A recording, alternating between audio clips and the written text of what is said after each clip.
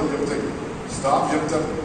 నేను అక్కడ కోశాధికారిగా ఉన్నప్పుడు ఏ విధంగా జరుగుతుండే ఇవన్నీ కూడా వదిలేసి నరేంద్ర మోడీ గారి అడుగుజాడల్లో భరతమాత బిడ్డగా నేను నా యొక్క ధర్మాన్ని నేను నిర్వర్తిస్తా.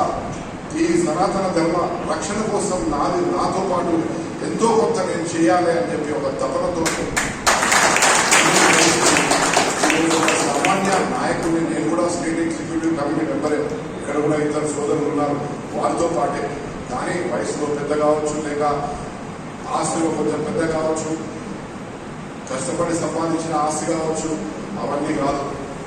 నేను first, nation first, party next, person last. అంటే ముందు మన దేశం, ఆ తర్వాత మన పార్టీ, ఆ తర్వాత నేను అని భావించే పద్ధతిలో నేను ఈరోజు నడుచుకుంటున్నాను. తమ్ముళ్ళు అందరూ నన్ను బాగా పొగిడారు. నేను పొగడానికి అంత అర్హుని కాదు, ఎందుకంటే మనము ఈ సమాజంలో పుట్టి మనం ఈ సమాజానికి మనం ఏమిచ్చినామని చెప్పి మనం అనుకుంటే సరే. నా వంతు కార్యక్రమంగా ఈరోజు మన భారతదేశంలో జనాభా 142 కోట్ల జనాభా. దాంట్లో కనీసము 70 నుంచి 75, 80 కోట్ల మంది ఈరోజు యువకులు ఉన్నారు. యువకులు అంటే 18 సంవత్సరాల నుంచి మొదలుకొని వాళ్ళు 40 సంవత్సరాల వయసు ఉన్నవాళ్ళు. వాళ్ళకు తెలియదు రజాకారులు ఆనాడు ఎన్ని అకృత్యాలు చేశారు, ఎంత మారణ హోమం సృష్టించారు, ఎంత నిశ్శబ్ద మారణ హోమాన్ని అక్కడ జర్మనీలో నాజీలు ఇతర దేశస్తుల మీద చేయని ఆ యొక్క అత్యాచారాన్ని, ఆ యొక్క అకృత్యాలను ఇక్కడ మనని పరిపాలించిన రాజు, ఒక రాజు ఆ రాజ్యంలో పరిపాలిస్తున్న వ్యక్తుల కోసము ఎప్పుడు పరితపిస్తాడు. కానీ ఆ వ్యక్తుల మీద పడి వాళ్ళ ఆస్తులు దోచుకొని, జాగీర్దారుల ద్వారా, జమీందారుల ద్వారా ఆస్తులు దోచుకొని ఆయన ముఖసం నింపుకొని లండన్కు, ఆస్ట్రేలియాకు తరలించిన వ్యక్తి ఇక్కడ మీర్ ఉస్మాన్ అలీ పాషా.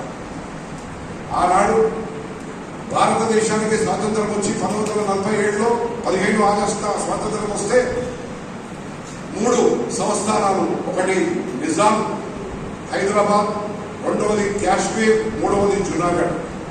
ఈ రాష్ట్రాలు ఈ దేశాన్ని పరిపాలించినప్పుడు అనేక మంది, జవహర్లాల్ నెహ్రూ గారి దగ్గర నుంచి, ఇందిరాగాంధీ గారి దగ్గర నుంచి, రాజీవ్ గాంధీ గారు, పివి నరసింహారావు గారు, అనేక మంది, మన్మోహన్ సింగ్ గారు, అనేక మంది ఈ దేశానికి ప్రధానమంత్రులుగా పనిచేసిన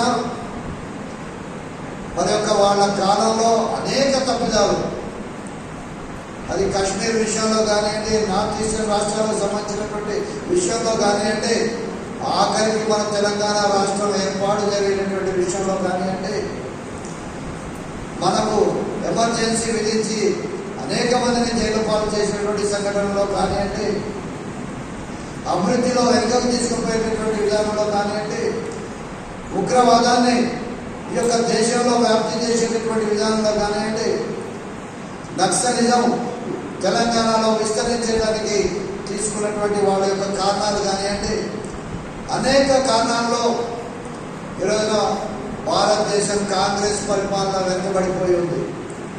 అటువంటి టైంలో ఏనాడు మనం పుస్తకాల్లో కూడా చదువుకున్నాం, అభివృద్ధి చెందుతున్న దేశం భారతదేశం అని చెప్పేసి చదువుకుంటా ఉన్నాం గతంలో. కానీ ఒక్కసారి వాజ్పేయి గారికి అధికారం ఇచ్చిన తర్వాత మనం అన్ని భారతీయ జనతా పార్టీ అధికారంలో ఉంటే ఏ విధంగా చేయగలుగుతుంది అనేటటువంటి దాన్ని నిరూపించాం, చూపించాం, ఒక ట్రైలర్ లాగా చూపించాం. ఆ రోజు ఎయిర్ కనెక్టివిటీ కానివ్వండి, ఫోన్ కనెక్టివిటీ కానివ్వండి, అదేవిధంగా రోడ్డు కనెక్టివిటీ కానివ్వండి, గ్యాస్కు సంబంధించినటువంటి ఇంట్లో వంట గ్యాస్కు సంబంధించినటువంటి ఒక విషయంలో కానివ్వండి, అనేక విషయాల్లో విప్లవాత్మకమైనటువంటి మార్పులకు బీజం ఆ రోజు వాజ్పేయి ప్రభుత్వం, భారతీయ జనతా పార్టీ ఆ రోజు వేస్తే, ఆ తర్వాత దాన్ని కంటిన్యూషన్గా మనం ముందుకు తీసుకెళ్తే, కానీ ప్రజలు ప్రజల్ని మభ్యపెట్టి భారతీయ జనతా పార్టీతోటి అభివృద్ధి రాదు, ఇది అభివృద్ధి కాదు అనేటటువంటిది మోసపూరితమైనటువంటి మాటలతోటి ఆ రోజున ప్రజల్ని నమ్మిస్తే మనం అధికారం కోల్పోయాం. 2004 నుంచి 2014 వరకు మరి దేశంలో అంతర్గత భద్రత లేకుండా బాంబు పేలుళ్ళు, అవినీతి ఇష్టారాజ్యంగా రాజ్యం వెళ్ళింది. లక్షల కోట్ల రూపాయలు దేశ రక్షణకు సంబంధించినటువంటి అనేక యుద్ధ విమానాల్లో సైతం మరి అవినీతి. సాక్షాత్తు ప్రధానమంత్రులుగా పనిచేసి